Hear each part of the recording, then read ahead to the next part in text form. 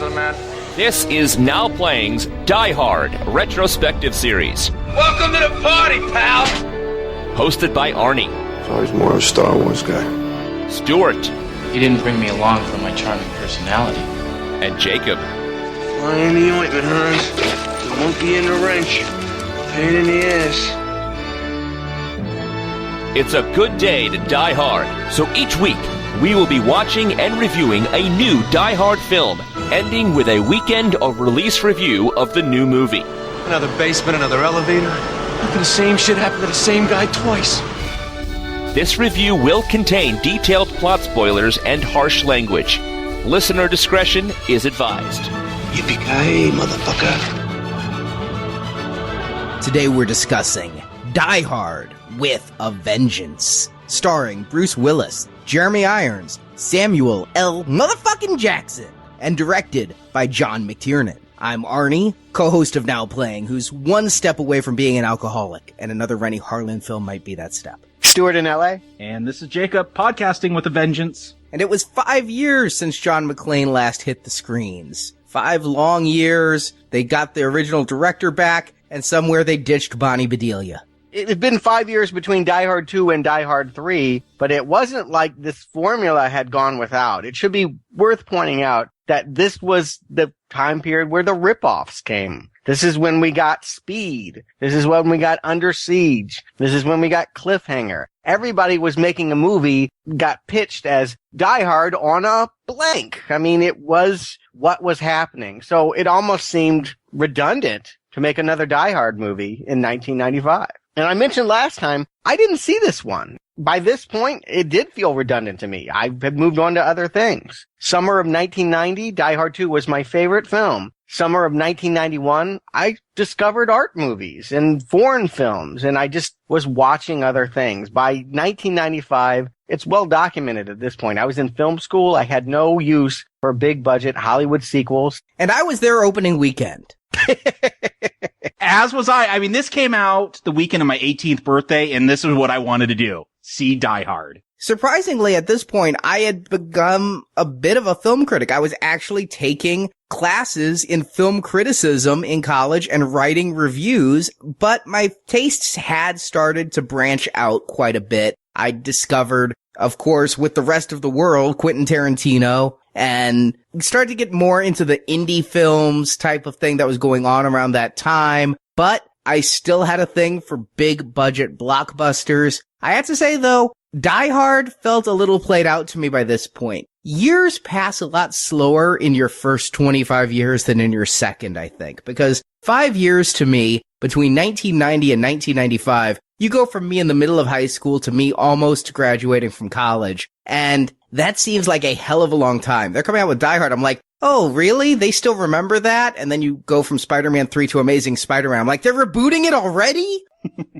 But to me at this point, John McClane was something from my high school years, something I'd left behind. Bruce Willis at this point had become a major star, but I think he'd already suffered the blows of defeat by that point. He had taken some hits. Bonfire of the Vanities perhaps being the most notable. Hudson Hawk being the one I saw. There you go. That's the real bomb. Nobody blames him for Bonfire of the Vanities. That was bad casting. Hudson Hawk was him saying, I know how to tell jokes, and rewriting what was allegedly a great script. Yes, his ego created that piece. And he wasn't the only one. John McTiernan didn't come back for Die Hard 2 because, well, he was too good for it. He was doing Hunt for Red October. But John McTiernan in 1995 is coming off Last Action Hero, an incredibly big Arnold bomb. The bomb he made after Terminator 2. So yes, they got to prove that they've still got it. They've got to do a Die Hard 3 together to go back and to make those personal projects again. That said,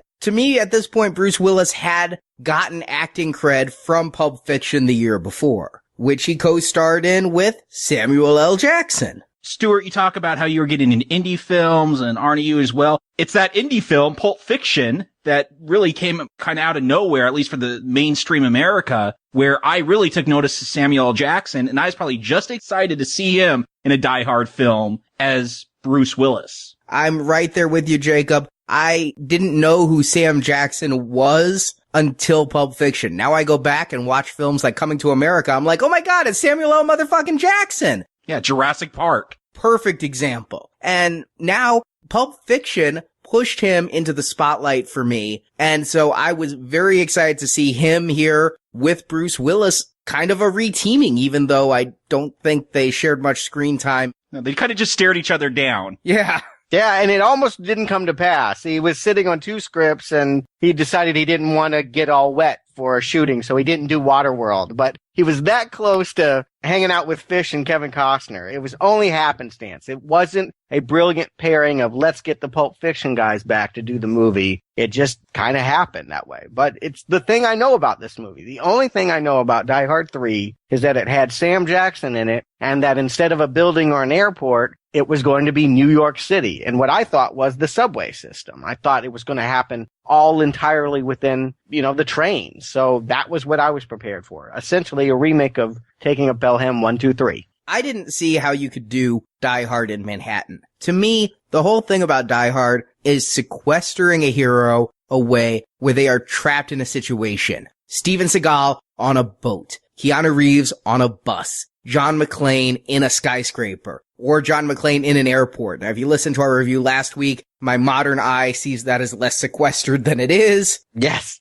But that was my whole thing, is if you have him in a city, how can you have it be a Die Hard film? And to me, I think coming in now with my current perspective, that's actually the deviation that makes this film right. Jakob asked last week, well, what makes a Die Hard film? What makes a Die Hard film is putting John McClane in a situation where he's up against a nefarious villain who's going to blow things up. But it is not the sequestering, and that gives this movie a freshness that I think Die Hard 2 lacked. And there's not going to be a Books and Nachos for this film. Stuart, you didn't have to read anything because this was based off an original script, but not an original Die Hard script. The writer did a script called Simon Says, where a terrorist plays all these little games with a cop. And when they're looking to do a Die Hard sequel, well, they got their hands on this script and they said, oh, we could shove John McClane in this. And about the first half of the script is not changed much except for some names. You got to throw John McClane in there. And then it changes as the plot evolves. But yeah, they just took some script out there and turned it into a Die Hard film. The funniest thing is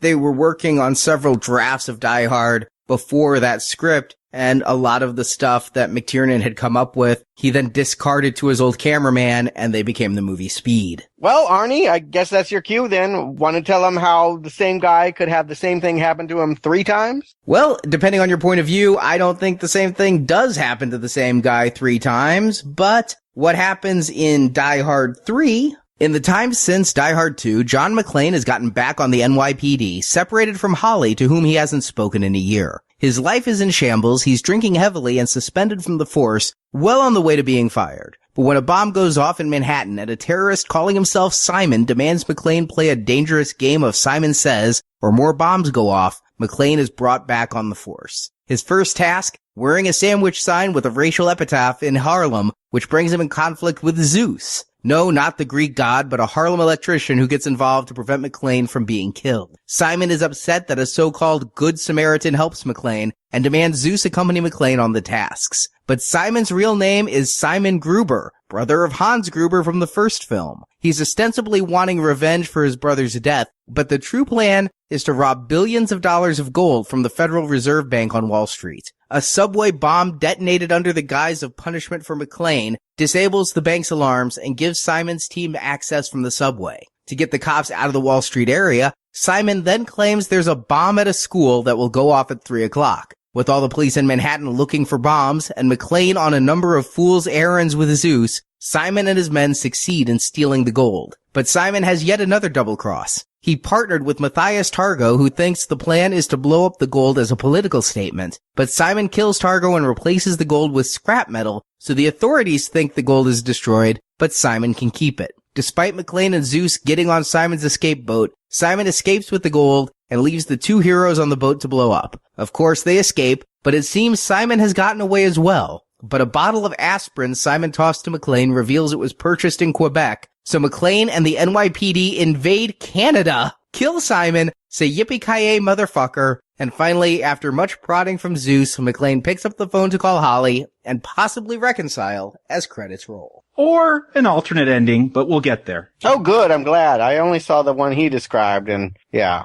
wasn't everything that I wanted it to be. But early on and quickly, I feel like, yeah, I'm in better hands this time. It does feel more like a John McTiernan movie than a Rennie Harlin movie here at the beginning, right from the get-go, as we're reintroduced to the characters and New York is under siege. I mean, I love these opening shots of New York and just people walking around. It's got Summer in the City playing. Like, I'm really into this. I'm like, wow, this is like a great tour of New York. And then boom, all of a sudden there's an explosion. I'm like, oh yeah, there's a Die Hard movie. But for a few seconds, I forget that. It's just so well shot and gets me so involved in this film right away. Well, yeah, that is the perfect trick here is you sit back, they start playing a rock song. You're seeing New York. How many times have we seen these opening credits, right? We're sitting back in our theater seat. We're munching our popcorn. We're lulled into a false sense of security. And so when the credits are interrupted for an explosion that flips cars in the street before a line of dialogue is spoken and actually interrupts the song, yeah, it perfectly shakes you out of your comfort zone, which is a great way to bring you into a Die Hard film. And yeah, you're also seeing Manhattan during this. Listeners know that I'm infatuated with that island. I think this is a movie that stars Manhattan as much as any of the actors in it. Filmed actually in the city, not filmed in Toronto, calling it New York. And I think that matters a lot for the feel here. Yeah, I'm big on location and a sense of place, particularly in an action movie. McTiernan nailed it in the original with the Nakatomi Plaza, and he's nailing it here too. Yes, as we get into the movie, I really love the way they use New York as part of the plot. But I also just think this is well told. It's funny. The script writing, I'm laughing again. I didn't laugh at all rewatching that last movie here, but I love the build here. I love that we go from a department store going up to finding out there's this strange Simon character, and then this bizarre ride in a car where we're not quite sure why Bruce Willis is drunk and getting naked and heading to Harlem. This is what I love. This guy's more down here than he is in Die Hard. He's drunk. He's been suspended from the force. Every time they bring up Holly, he just cuts him off. Like, we don't know where their relationship is, but we get a sense it's bad. Like, this character is at his lowest. And I think that's when John McClane works best, when he is the total underdog. I agree. The other thing that I like here is the sense of mystery. In both previous films, we see John McClane going through his daily life, and then we see mercenaries invade a place. Here, we don't know who Simon is. We don't know what Simon wants. All we know is that a bomb has gone off in New York and John McClane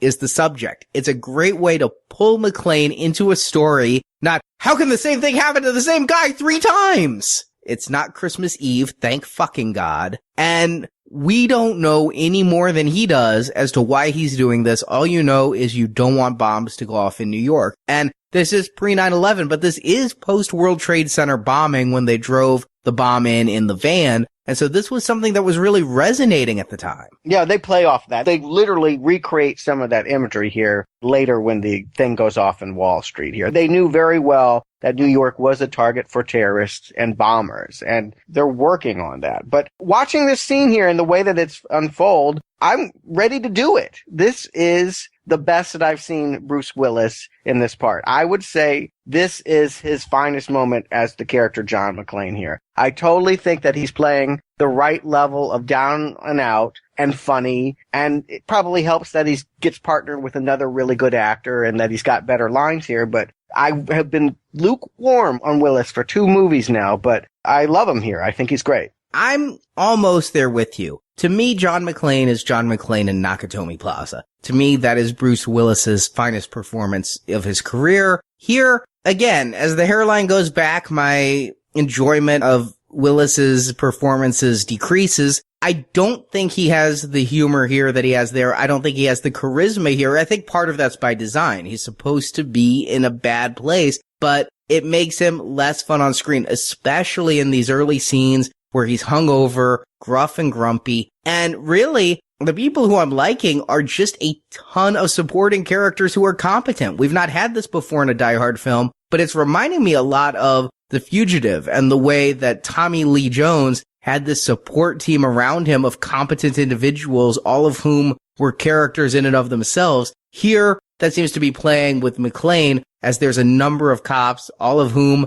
will play good supporting roles in the rest of this movie. He may be suspended from the police force for reasons we don't know, but he's getting along with these cops. This is a much more competent police force we see in this film, and they're much more likable. It's not Dennis Franz this time. I'm telling you, I'm laughing a lot here. When someone mentions stolen dump trucks, I don't go, aha, they're setting this up. I'm laughing because somebody goes, yeah, they need to extend them over to McClane's apartment to clean it up. These guys are fun. The way that they talk about the lottery and everyone's playing it, it just feels authentic. And I don't think I ever felt authenticity to this level in a Die Hard film. I think authenticity is the right word. I probably like McClane more in Die Hard because that is the best film. I like how he plays that character, but as a more ensemble film as opposed to someone that's stuck in one place by himself for most of the film, I do like the feeling in this. You're getting all this dialogue, and I'm catching it now that I've seen this film more times, but the first time, they're just talking about dump trucks and the lottery, and it does feel authentic. Yeah, I agree completely. And that's one of the things that I really like about it.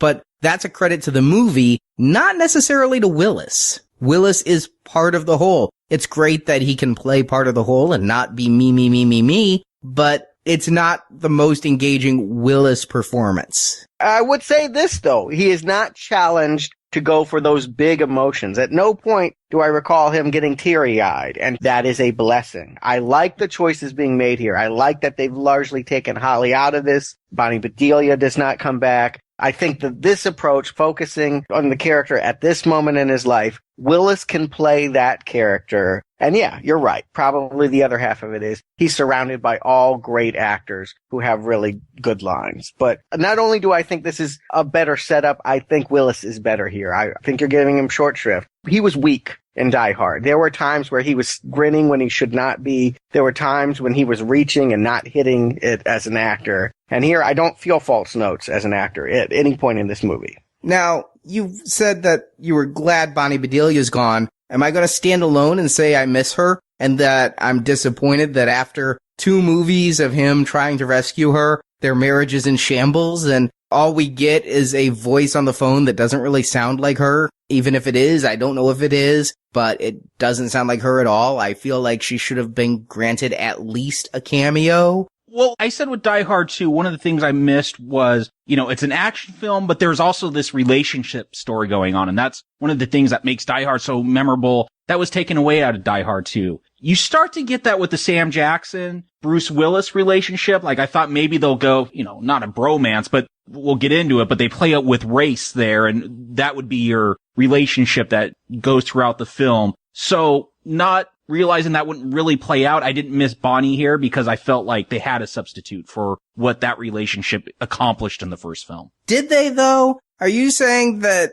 Sam Jackson's relationship with McClane here is equivalent? Yes. I think they wanted it to be. I don't know if it is executed that well, though. It absolutely is the thing. And you know what? Whether it works better or not, at least it's something different. We don't need to see Bonnie Bedelia as the maiden in the tower to be rescued a third time. That story is played out. They're not going to do it any better than the first one. Why not partner him up with another person? Why not give him Zeus and skip Holly? Why give him Zeus, though? Let's go there. Why does he need this reluctant, antagonistic partner? I realize that, yes, it's a staple of buddy cop films. Last week we mentioned Lethal Weapon, but there's so many. I think 48 Hours is one of the originators of the 2 partners who really don't like each other kind of thing that we have going here. But does John McClane need a partner? There has always been the helpful black supporting character. They've just never given him any kind of antagonistic quality before. But Al from the first movie, Leslie from the last one, Zeus is just another version of that. But yes, the banter, the playfulness is different because,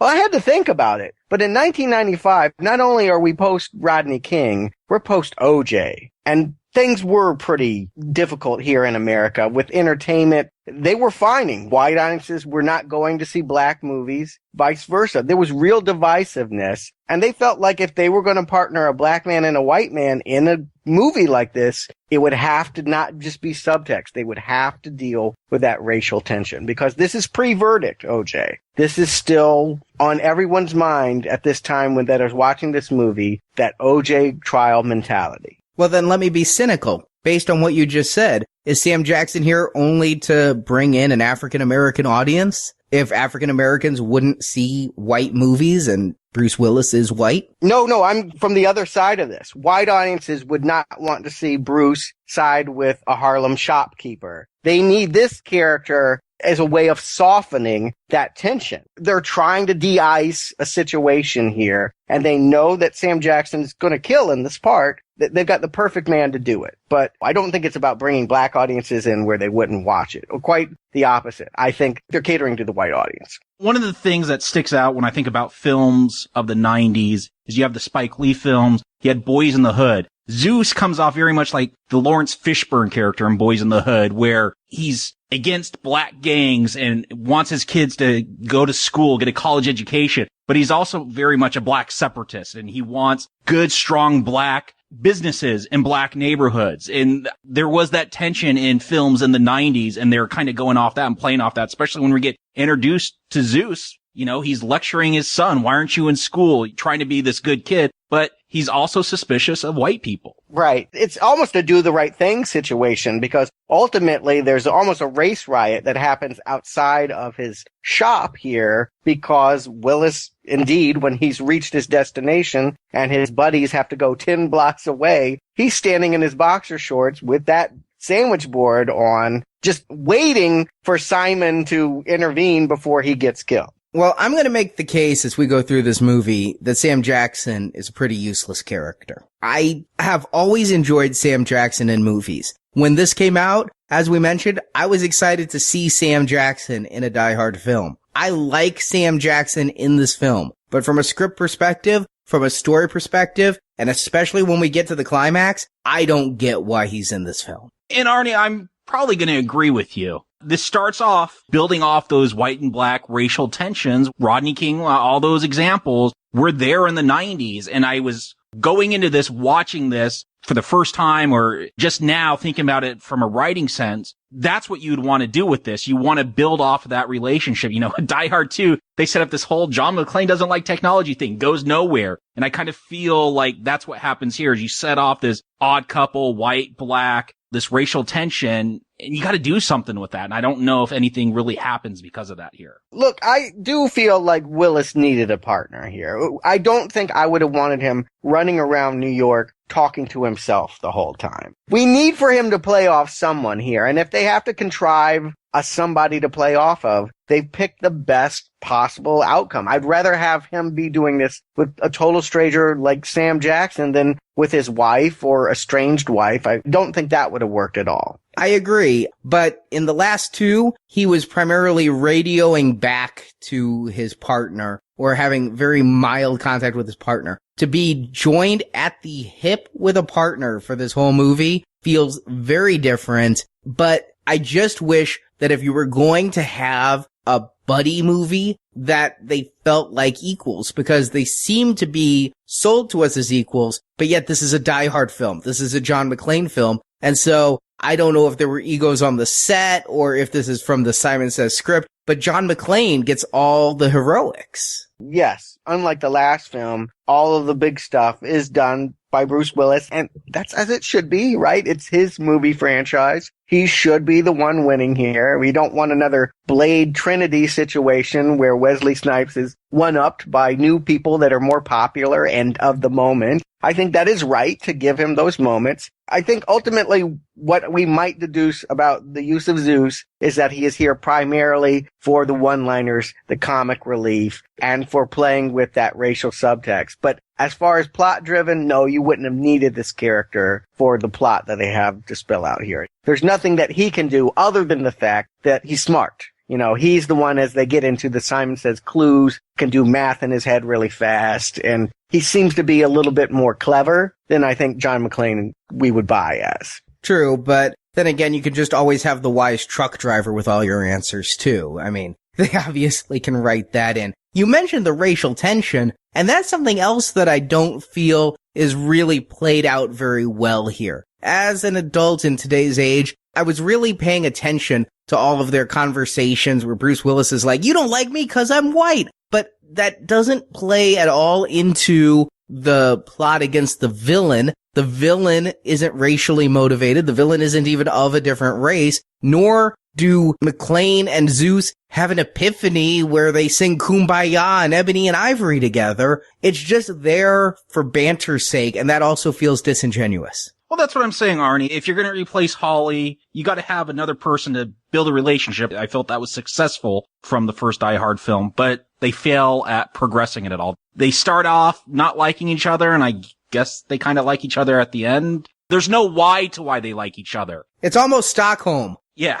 Yes, it is Stockholm Syndrome, yes. But I thought they were going to do something that was going to come back. Here in the early scene when he's just talking to these two boys that have turned in a boombox, he says something like, don't trust white people. I thought they were going to do something at the end, and when we get there in the plot, I'll mention it, that would show Zeus that you can trust white people, but they kind of steer away with it. It would have been a sticky thing. I am sure that the movie execs at Fox were probably unhappy that this was even being discussed in their big summer blockbuster. It cannot be underplayed how dicey these kinds of conversations were in 1995. Well, it was so dicey that when they filmed this scene with the sandwich board, it was actually filmed in Harlem. They were so worried about this causing actual riots or violence or people getting upset and calling the police while they filmed. This is actually shot with a blank sandwich board, and they CGI'd that in afterwards. Huh. Yeah. Well, I can understand that. If only the ejection from the exploding plane looked as good as the sandwich board. Has been 5 years of improvements in special effects. True, this is post-Jurassic Park. They can do a sandwich board. I had no idea that was CGI. But, yeah, those are some of the things in this movie that are there, but they don't add anything to it. They don't pay off. But there is a lot here that does pay off. You were talking about McTiernan being back. Thank God he's back, because this movie literally starts with a bang, and that bang is like the firing of a pistol at the start of a race, because this movie just goes. Instantly, he's in Harlem. He's about to be attacked by the gang. He meets Zeus. I love, still to this day, no matter how many times I've seen it, the first time I saw this in theaters, I thought Sam Jackson's character was named Jesus. It's good lines. I'm telling you, these are funny lines again. I have no shame in laughing at them. I gotta say, not seeing this before, I like Jeremy Irons. I knew he was the bad guy calling in. I can recognize his voice in a heartbeat. But when he started doing this riddle kind of stuff, I was really hoping they weren't going to do too much of it. And they don't. I feel like it's just enough here. But the next thing is about something about sacks and cats and wives and all that. I'm like, ooh, if this is the whole movie, I may really have to turn on Jeremy Irons. And the original script was, but once they decided to make this a Die Hard film, like I said, about the first 40, 50 minutes were pretty much from the original Simon Says script. And then they turned it more into your traditional Die Hard film with the plot twist. So a lot of that drops out the second half. Mm-hmm. It's better for it, because It is kind of foolish. It makes sense, though, given Jeremy Irons' plot. Given that he's pretending to have this revenge plot against McClane, that he would have these crazy riddles, would keep the cops tied up and keep them completely focused on the McClane thing and not worrying about this. It's a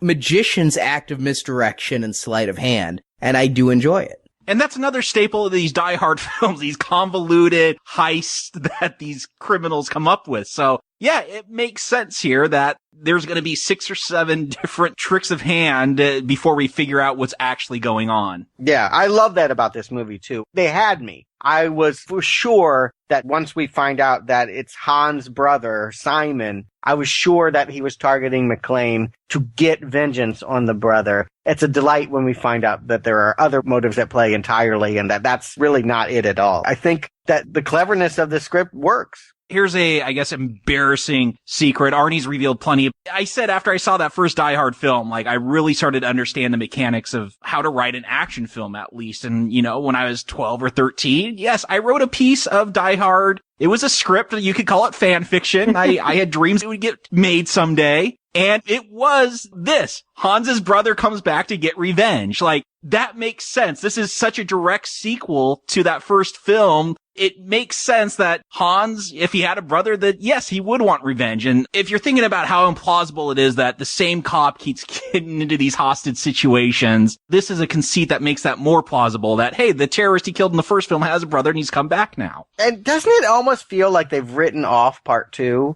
Like maybe John never did go to be an LA cop, that he just stayed in New York and they got more and more estranged. I almost feel like because this one is so tightly woven with that first film, and really not with the second one, you could really skip the second one, and I recommend you do so. I'm sure McTiernan would like that. I'm sure the person who's smarting the most is Reginald VelJohnson, who was stuck. The only role he could get is a making of documentary they included on my Blu-ray. Believe it or not, he actually is walking around the sets saying, this movie would be better if I was in it. And Sam Jackson's like, but you're an LA cop and this is in New York. And I just feel bad for poor Mr. Urkel. You know, yeah, after seeing Johnson's work with Urkel, no, wrong buddy movie here. Oh my God, yes. You complain about Sam Jackson, it could have been Urkel.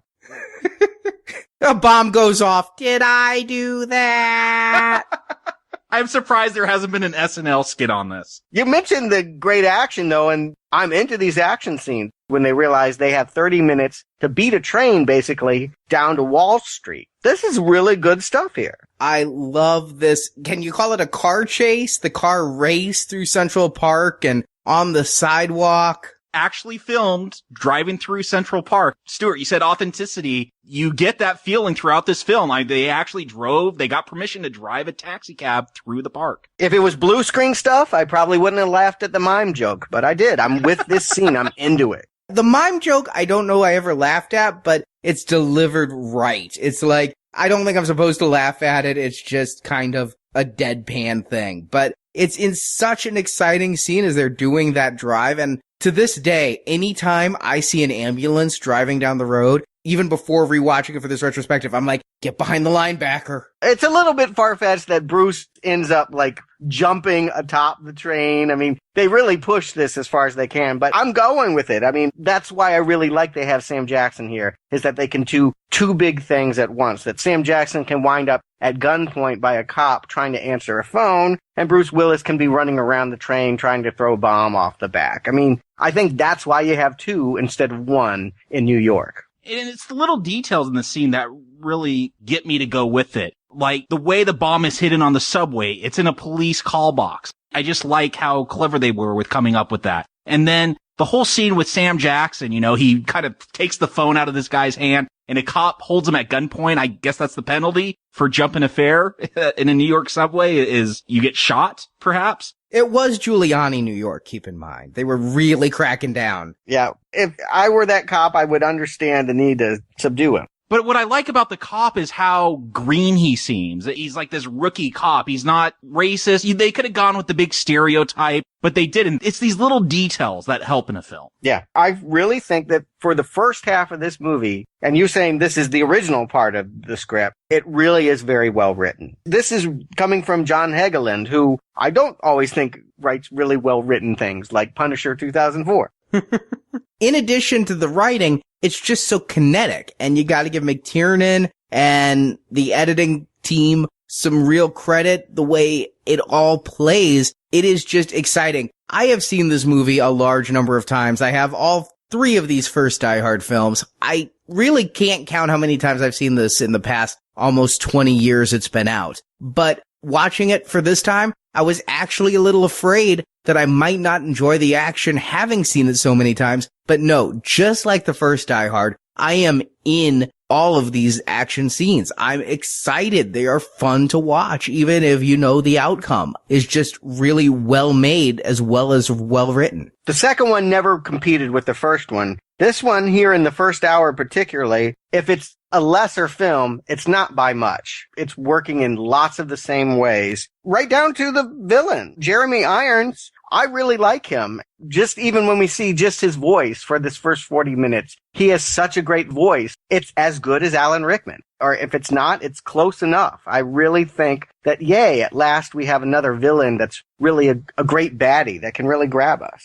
I don't think he surpasses Rickman, but I do think he stands up. He's not far behind Rickman. He is someone charismatic. He said with the last film how it had a much darker tone. There's these villains, like you never want to really get on their side or empathize with them because they are so bad. Here, again, bringing back a little bit of that cool factor. They got all these different henchmen with them running around in their combat boots, you know, with these crazy knives slitting throats. Like, they're cool again. Yeah, but they're not anonymous. They split the difference. I mean, Jeremy Iron has some of the snivelingness of Alan Rickman, but he's also got physicality. You know, he busts off when we finally see him. He takes off the coat or whatever. He's wearing something sleeveless and all of this. I mean, I don't think that he, bulks up at the gym, but he could probably hold his own in a fencing match or something. He's got some physicality here, more than Rickman, that makes him seem like he would be someone to reckon with in a fight as well. I think it's a good split of difference between the villain in Die Hard and Die Harder. And Jeremy Irons is a guy I haven't seen in a whole lot. When I think of him, I usually think of either this movie or the Cronenberg movie Dead Ringers, which he is just imprinted in my brain for. And because of that movie, he brings a type of creepiness that works well in a villainous role, kind of like this one. I think that he's not doing what Hans did. He's doing something different, but it's almost like an iteration of Colonel Stuart from the last one. He has Colonel Stuart's toughness and competence while still being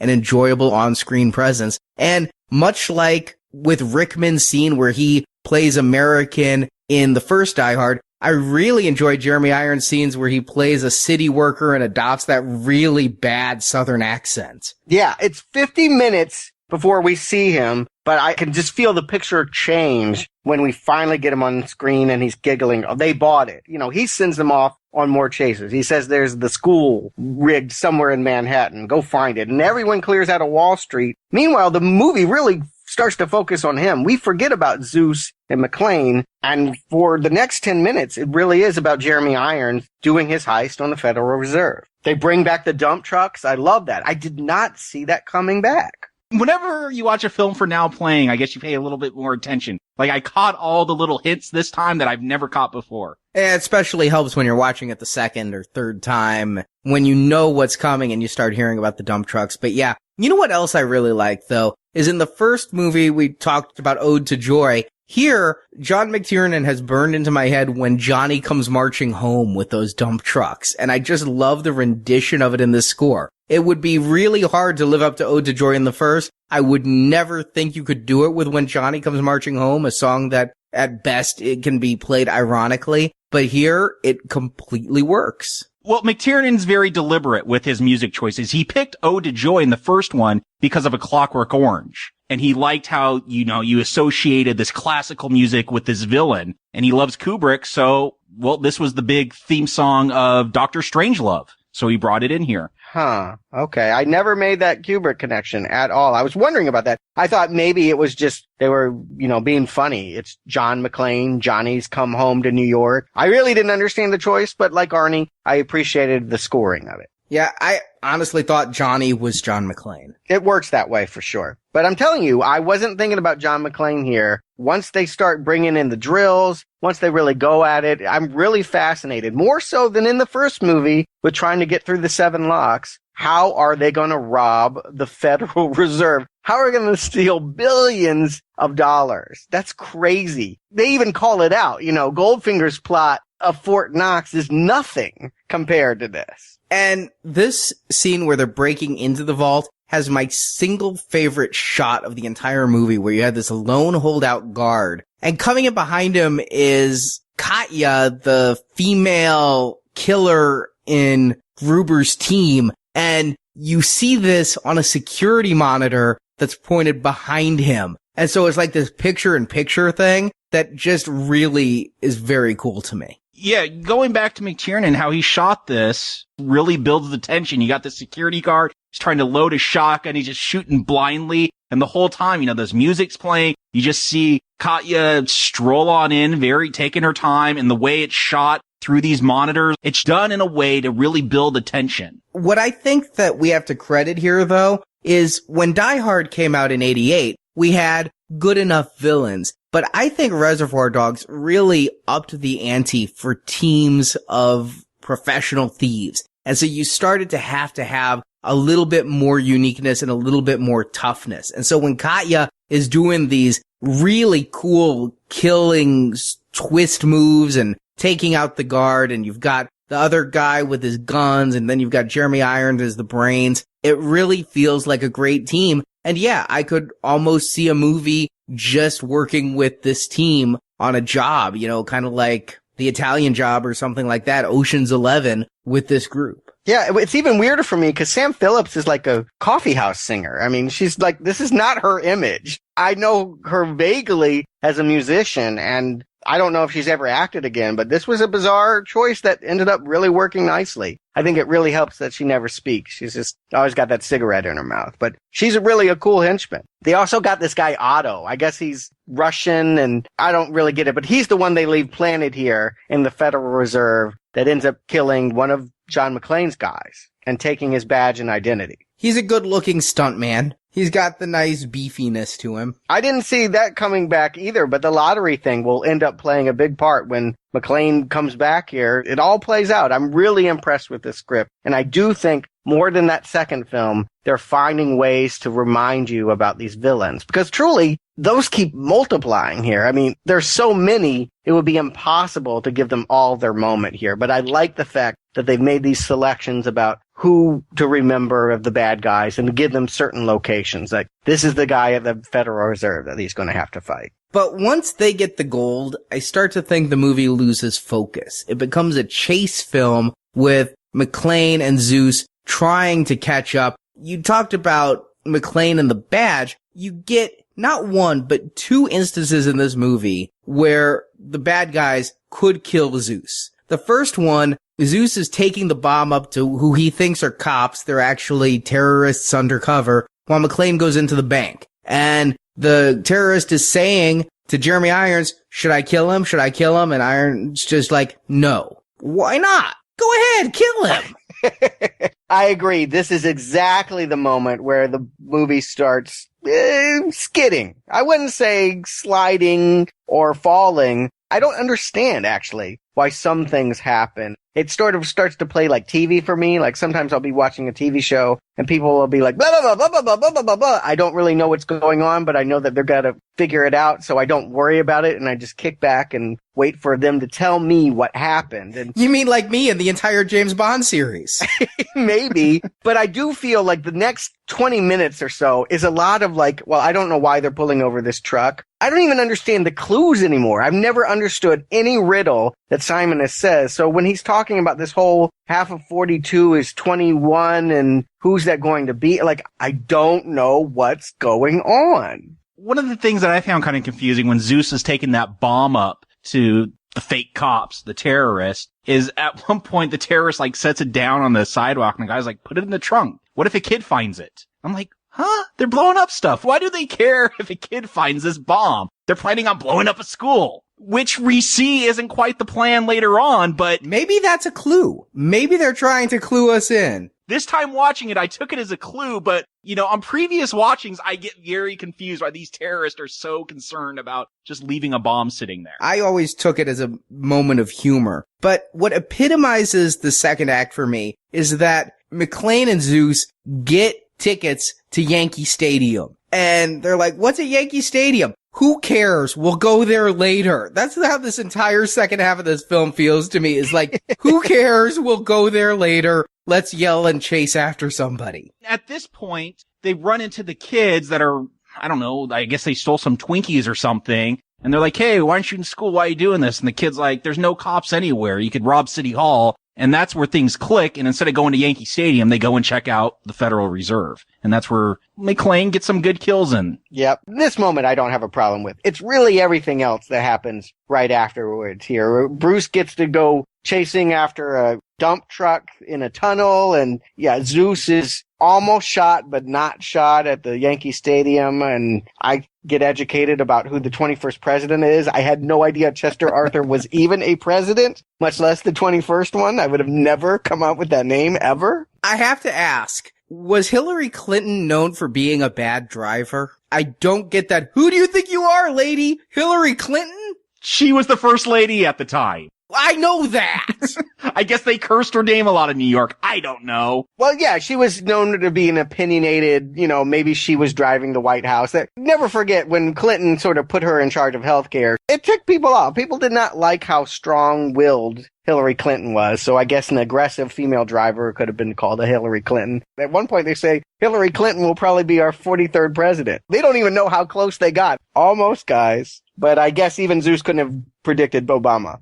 One of the big what the hell's going on moments for me is we get this, Bruce Willis is driving through this aqueduct in this truck, following the other dump trucks, and he gets out to approach one of the terrorist dump trucks. And he's like, hey, I'm looking for someone. He starts talking about Santa Claus. And I'm like, isn't this in the summer? Is he throwing out Santa Claus references just because the first two films were associated with Christmas? Yes. And they wanted to find some way to associate this with Christmas? Like, I'm so confused during that little monologue he gives. Yeah, there's a couple of little references. There's also another moment where he's talking to Zeus and he's like, things could be worse. You could be smoking cigarettes and watching Captain Kangaroo, which, is the song from Pulp Fiction. So I think that through dialogue, they made little notes to other Bruce Willis films. Maybe. I don't know. Confusion did rule in this part. This is where it morphed from being Goldfinger into A View to a Kill. All of a sudden, he's trying to outdrive a giant tidal wave. I didn't see this coming. And he gets shot up through a pipe just as Zeus happens to be driving by? Like,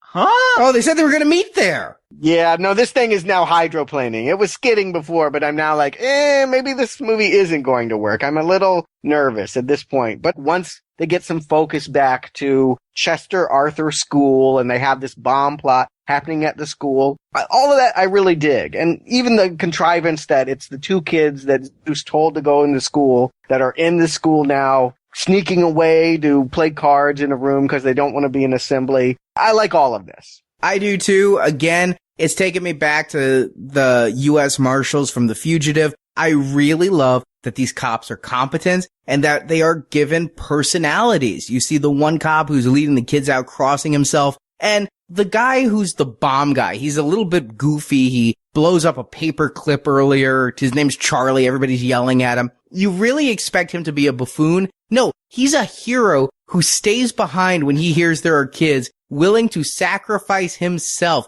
These are good men, and they round out a team. That's actually the moment that I thought Zeus was going to learn. I thought for sure Charlie was dead because Zeus had told those specific kids that no white man would help them. I thought this was it. I thought this was the teaching moment for Zeus to realize, wow, these kids are alive because of this white man. But they don't kill him. It ends up not being a real bomb. That was a real surprise, and I'm not sure I liked it. It is a shock. Even this time watching it, I've watched this one more than two, but it's been a while. And for some reason I had in my mind that this bomb goes off and Charlie dies, he sacrifices himself. And it was a shock the first time I saw it. Like, I get sucked in by this scene. If these action scenes of chasing dump trucks have lost me, this whole school scene brings that tension back to this film. And especially Charlie, like, it's such a bit part, but it's the character that really, besides Samuel L. Jackson, Bruce Willis, he's like this character that really stands out to me because it's just this little heroic role, but he's willing to sacrifice himself to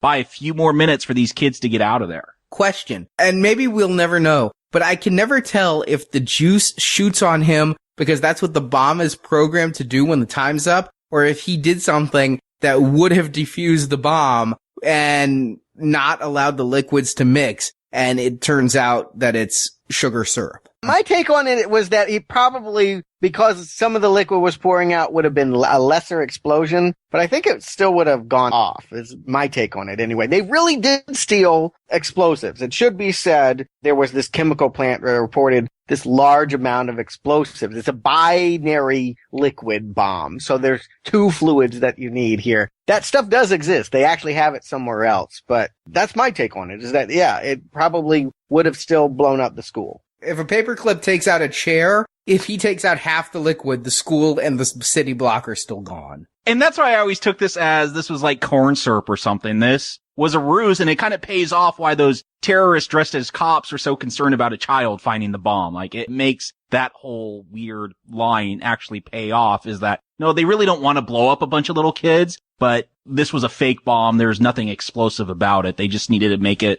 real enough that the bomb squad and the police would spend all their time trying to defuse it if they found it. Yeah, these are terrorists that actually, they're working from a political stance, at least some of them. One of them, for particular, there's a Czech that's involved in this. He's really the political mind here. They're not out to kill people. They're not out to rob people. They're trying to make a statement for the greater of humanity. They're humanist terrorists. So it wouldn't make sense for them to kill a school full of children to make their point about globalism. They actually drop a line that they were paid off by a Middle Easterner to blow up the gold. So I don't know, the Middle East would be richer or something? You're right. Well, yeah, there's a lot of twists that happen here, but my understanding of this, at least for a majority of it, is for some of these people, it is a statement. Some are much more idealist than others turn out to be in this film. Right. But not Jeremy Irons. Like his brother, it's all about the Benjamins, or in this case, the bullion. Right. And so he's got all of that allegedly on a big barge that's leaving New York. I have no idea, guys, how Bruce Willis and Sam Jackson figure out it's on there and they're on a bridge and suddenly they're climbing down Batman 66 style. I don't get it. This moment is the moment in theaters where I decided Die Hard had gone too far. Because they're looking at this boat and they're standing on a bridge and they go, let's jump. No, it's too far. We'll die. Okay, let's grab the cable. It will cut us in half. Okay, let's climb the cable. Oops, we're falling the same distance we would have jumped, and we're fine and going to continue on. It is the moment where it went from Die Hard to Die Impossible. This guy, nothing can hurt him. It is merely a line of dialogue. Do not set up, if we fall, we will be messed up. Then fall and get up and move on. Well, I think that's because there's cables on the boat, and if they jumped and hit those cables, it'd slice them in half. I mean, it wasn't, if they just fell and didn't hit the cables, they'd still get sliced in half. And indeed, that fall is not as great as what they were talking about. They were talking about jumping from the bridge to landing on the barge. What they end up falling from is essentially sort of the crane area here. They're still several hundred feet, still a fatal fall by any measure, but not the ridiculous, let's jump off a bridge that Zeus originally proposed. I'm all for suspension of disbelief, and I'm all for giving John McClane the benefit of the doubt. Oh, 1,000,000 bullets came your way. I guess you're the star of this movie because you're one lucky motherfucker. But this was the first stunt in 3 movies that I went, bullshit. So much of these stunts up to this point have felt real. We shot it on location. Here, this is some obvious blue screen work and not very good at that. If he's been able to do what he's done in the last 2 movies and what he's done so far in this movie, this doesn't seem like the stunt to put it over the top for me. And then when they get on the boat, they really accomplish nothing. Sam Jackson gets shot in the knee and they're tied up. I mean, they got face to face with the bad guy and lose. Let me talk about Sam Jackson getting shot in the knee for a second, because towards the beginning of this film, we had some racial tension going on. It looks like they're getting along now. John McClane gives him this machine gun. Here, pull here to load, pull the trigger to shoot. He doesn't tell him about the safety, though. That seems like kind of a dick move, to not make sure the safety's turned off. Like, here's the white man screwing the black man again. Well, he was distracted fighting other guys, to be fair. I don't know. They needed to do something here. I like the way the scene plays, which is that Sam Jackson busts in there with that gun. Jeremy Irons should be worried in some way. Instead, he's just kind of peeling an egg. He's like, yeah, whatever. In a minute, I'm going to take care of you. I like the way it plays out, however contrived it might be. I'm liking the performances. Do not get me wrong on that. And the first few times I watched this movie, the performances were enough to keep me with it and not realizing, hey, this is really just prolonging things. So, yeah, I'm enjoying watching people do these things, but it's really just setting up yet another impossible situation for these characters to get out of as they're strapped upon the biggest bomb in the world. And that's what I don't like. I don't like that they ultimately, just because they get free and jump into some water, don't explode with all of this real explosives. The stuff that, yeah, they've already shown that in tiniest quantities create a pretty big bang. This is over 2,000 pounds of explosives. Yeah, it's silly, but it's really about the banter at this point. We're just to appreciate any time that Willis and Jackson are on screen. It's sort of a sequel to Pulp Fiction, too. It's just, we want to see these guys talk. We want to see them go at each other. And I can only appreciate it in that sense. And their escape, the second thing I had a problem with, even the first time I watched it, Bruce Willis takes some of that explosive, puts it on a crowbar to break the handcuffs. I think you'd probably take off both of Sam Jackson's hands. He did say, ow. Looked like he got burned. It did. It looked so much like he got burned. I feel bad for him every time I see this. It's like his hands are crippled from that moment on. And really, we don't see him ever do anything again. Ever. And he's an electrician. This is a man who needs his hands. But this is the end of Sam Jackson's, dare I call it, usefulness? Whatever he's supposed to have been useful for, now he's literally just along for the ride. Because Jeremy Irons has escaped to Quebec. This ending is terrible. I literally don't understand it here. Bruce Willis at one point when still in captivity says, hey, I got a headache. We've seen Jeremy Irons popping aspirin all the time. So he jovially tosses it into his handcuff laugh. Somehow that still is in his pocket after he jumps off the exploding boat. What is written on it that makes him know where the bad guys are? French. The code on the bottom of it. Ah, okay. So what if they hadn't gone to Canada and this aspirin just had been imported from Canada? I guess that wouldn't have happened. All right. Well, my bigger question is, what the fuck is the NYPD doing in Quebec? This ending has always felt to me so tacked on. It reminds me a little bit of the end of Point Break, where like you have the big climax and the villain gets away, and then it's like 1 year later, and then they're facing off. I do not know how much time has passed. I'm taking it not much since Zeus is still on the chopper and still looking infirmed. The fact that Zeus comes along with them makes no sense. This is a police. I would hope the FBI is with them. No. The Mounties. This is Quebec. What the fuck is the NYPD or the FBI doing there? They need the Mounties. You know, they're the Mountie. Dudley Do-Right's gonna come in. I understand, like, from a Hollywood story viewpoint, okay, you're not just gonna leave Zeus behind, but it's still ridiculous. That might be a cliche that you gotta keep them together to the very end, but it's stupid. I do not like this ending. Listen, Gruber needed a henchman. There had to be a second person. Gruber killed his own henchman, but Jackson needed somebody to face off with. You always have that at the end of these films. The hero takes on the biggest bad, but the sidekick takes on a sidekick bad. All Gruber had left was a woman, so if it had been Bonnie Bedelia this whole time, we could have had the chick-on-chick fight. But Sam Jackson just sitting in a chopper going, yeah, is not fulfilling. And the fact is the chopper gets shot down and John shoots some, electrical wires onto Simon's helicopter and that blows it up? He's got the smaller gun, which should mean that he's the screwed one, but he uses that small gun, to shoot a cable. You gotta have an explosion, and Die Hard films end in explosions. And yippee-ki-yay, motherfuckers. So there is an alternate ending. You said you feel like this was kind of tacked on. There was an alternate ending shot for this film. Well, give it to me. I'd like to know what it is. I already like it better. I think I do too. Now, it's some months or maybe a year after Simon gets away. So you would have cut from John and Zeus swimming out of the water to this end scene. And Simon, he's in Hungary. And John shows up by himself, tracked him down the same way with the aspirin bottle, but this time the aspirin bottle had the stamp. He figured it out. It had a Hungarian stamp. And so he had gone over to Hungary to track down Simon. He sits down with Simon. You find out that John's been fired from the police force, that the FBI has taken away his pension because they think they're investigating him for working with Simon to pull this heist. And so John, he's even lower at the end of the film than he was at the beginning. He has nothing. He shows up. He says, we're going to play McClane Says. And he has this little mini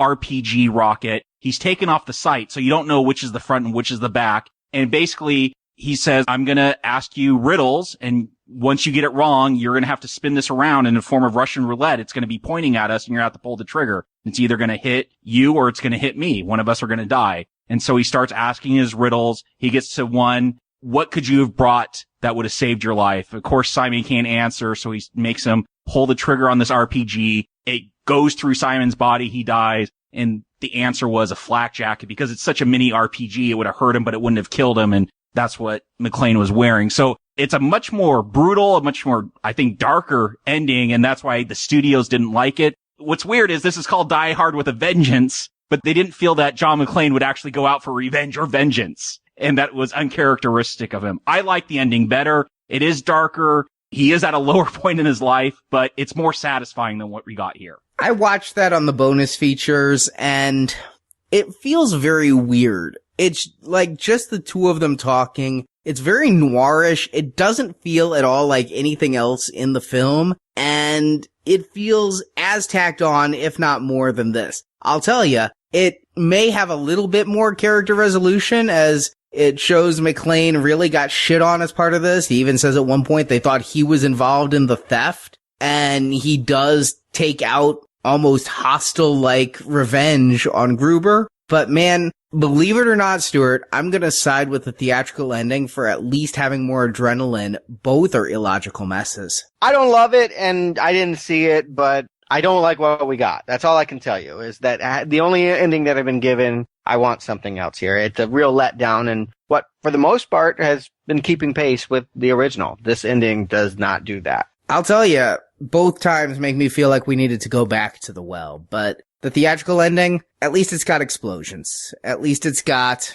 more payoff. It feels more like a Die Hard ending. I honestly think that this other ending was shot like as a contractual requirement. They had one camera set up, 3 hours, 2 actors, go. It's almost as not put together as like the alternate ending in True Romance, where you see some scenes intercut with storyboards. That's how unfinished it feels. So Jacob, Stuart, do you recommend Die Hard with a Vengeance? Jacob. You know, in some ways I feel this has almost the opposite problem of Die Hard 2. That one, it takes a while to get me into the film. This one, I start off into the film right away. And as it goes on, it does get weaker. Things get more convoluted. The storytelling's not as tight. I don't like this ending at all. Like, I did not remember this ending when we got to it. I was watching this. I'm like, I have no recollection of this Nova Scotia, the cops, New York cops riding in, helicopters getting shot. Like, it had been excised from my mind. It's not very strong. But I think the characters in here, Bruce Willis, Samuel L. Jackson, the various cops, there's a great ensemble in this film. And so towards the end, when Jackson and Willis, you know, what they're given to do isn't quite as engaging. I'm more engaged in what the actual cops are doing, rescuing the children from this school, trying to defuse the bomb. So there's trade-offs. I'm not with the stars of the film the whole time, but there's always something, for the most part, engaging me here. And I really like the action in this film. You get all these riddles, and they're kind of goofy, but it spawns a lot of great action. Chases through Central Park, or these crazy car rides through Central Park, and various shootouts and fights. So I think this is a much more recommendable film than 2, which I recommended. Because the ending is so weak, I don't think it's even in the same ballpark, the same Yankee Stadium as the first Die Hard film, but a fun film, an entertaining film, a good action film, and I think a good Die Hard film. So I could give this a solid recommend. Stuart. Yeah, a big improvement over the last one. The real sequel. I like this. I really think it came close to capturing what I liked about the original. There are just these problems. Some of the connections on how things are figured out in the middle are not so great. The ending is, pretty close to terrible. But I'm not going to let that hold back my enthusiasm. I would say this is almost as good. And Jeremy Irons is probably as good as the villain here. Willis is the best he's ever been. There's a lot to celebrate here. Best partner he's ever been partnered with. I feel like they really came close to equaling Die Hard here. Yeah, I'll give it a recommend with a vengeance. It's very solid. I'm going to go 3 for 3 on a solid recommend. I don't think it holds a lighter to the first Die Hard just because I think that the script is a lot looser. It starts with problems and it just gets more tangled and convoluted as it goes. It feels like a production somewhat out of control just looking at the end product. It seems like it started with a great script. I think it's a wonderful idea that they took a good movie and decided to put John McClane in it rather than try to come up with a good John McClane movie. But Jacob, the point where you say Simon Says stops and Die Hard started, that's the point where the problem started as well. I like this movie. I really think I might have liked Simon Says more if you didn't have John McClane in it and we could have had a different action franchise. But what we get here, it's good. It's really good. The first hour has some of the best action of the 90s. I recommend it, and I thought it put a great cap on a Die Hard trilogy. Trilogies are very in vogue. I really thought for the longest time that this would be the last we would see of John McClane. Bruce Willis's career rebounded. He became a big star again. He had Armageddon, Sixth Sense, the whole 9 yards, Sin City. He just was completely cemented. I didn't see him needing John McClane again. I didn't see the world needing John McClane again. So imagine my astonishment and cautious optimism 12 years later when I found out John McClane is really hard to kill. Well, I haven't seen it, and I'm curious. What happens when he picks up that phone and calls Holly? I do not know what's going to happen in the next film. I'm trying to even think if I can think of the plot. I believe it's in L.A., and I think it has something to do with computer hacking, and that's probably all I can tell you. So we will be back next week to Live Free or Die Hard. Head over to nowplayingpodcast.com where you can find all of the reviews in this Die Hard retrospective, as well as hundreds of other movie reviews. Predator, The X-Files, Tron, Star Trek, The Avengers, and so many more, all at nowplayingpodcast.com. And we still have some of the Now Playing 5th Anniversary DVDs available. You can find out all the details on how to get that and our previous exclusive Child's Play, Jaws, Steven Spielberg, Thing, Exorcist, and Living Dead retrospective series, plus tons of bonus content. Get all the details by clicking the banner at the top of nowplayingpodcast.com. So thanks for coming to the party, pal!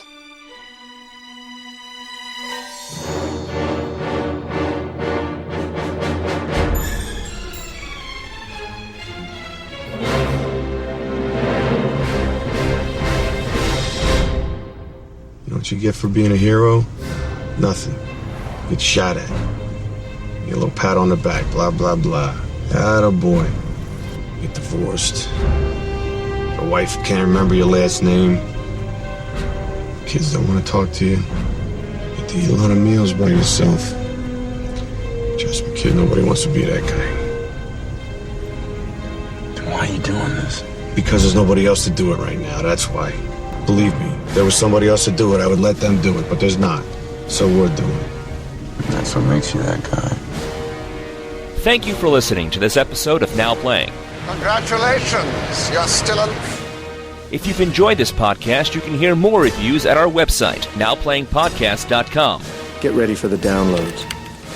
You can hear reviews of Terminator, Predator, The Avengers, Batman, James Bond, Rambo, Rocky, and more. Find hundreds of movie review podcasts at nowplayingpodcast.com. Launch the downloads. While at nowplayingpodcast.com, be sure to join our forums where you can discuss this review with other listeners. Baby, come on, baby, come to Papa, I'll kiss your fucking Dalmatian. You can also follow Now Playing on Facebook and Twitter, where the hosts post new episode announcements and written movie reviews. This, gentlemen, as they say, is where the plot thickens. The links to our social media pages can be found at nowplayingpodcast.com. Go to the coast, we get together, have a few laughs. Support from listeners like you help keep Now Playing operating. You like it, huh? How about you give me $20 for it? But I let you live. Man knows how to bargain. You can find a link to donate using PayPal at the bottom of our website, nowplayingpodcast.com. Money. What kind of terrorist are you?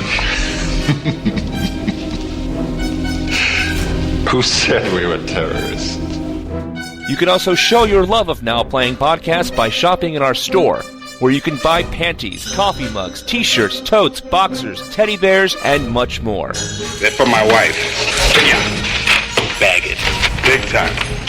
Now Playing's Die Hard retrospective series is edited by Ray, Phil, Dylan, Jeff, and Arnie.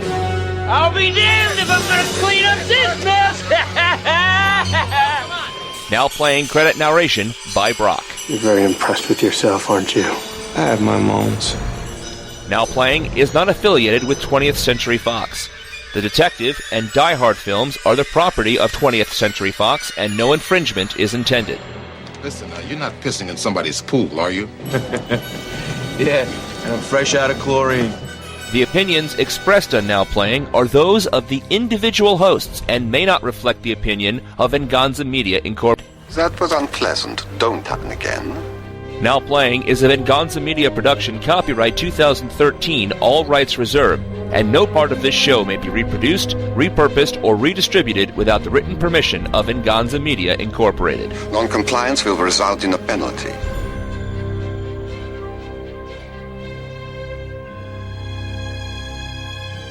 Happy trails, Hans.